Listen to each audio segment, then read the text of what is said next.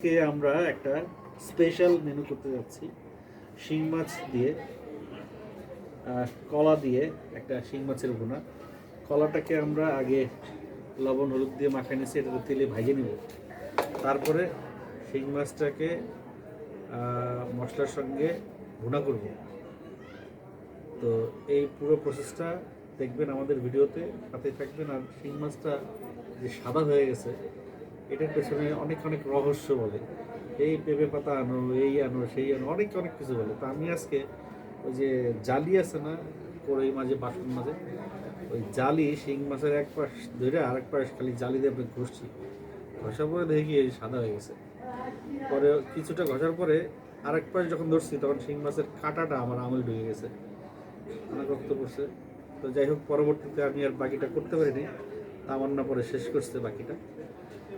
তো ওই যে জালি দিয়ে একটু ঘষলেই হয়ে যায়, বেশিক্ষণ মানে একটু সময় বেশি লাগে। সময় বলতে এক একটা ঘষে পরিষ্কার করতে 1 মিনিট লাগে।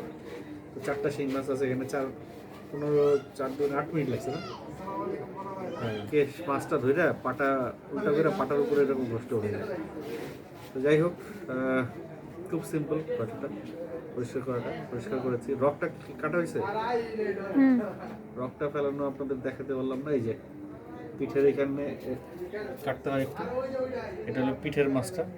এনে কাইটা এখান থেকে রকটা কোনো কাঠি বা ইয়ে দিয়ে বের করে দিতে হয়। এই রকটা খায় অনেকে হারাম।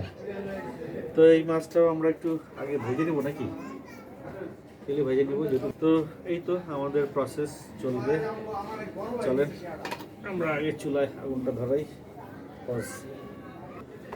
কলার মধ্যে একটু লবণ দিয়ে আমরা এটাকে, হলুদ দেওয়া হয়েছে, একটু লবণ দিই।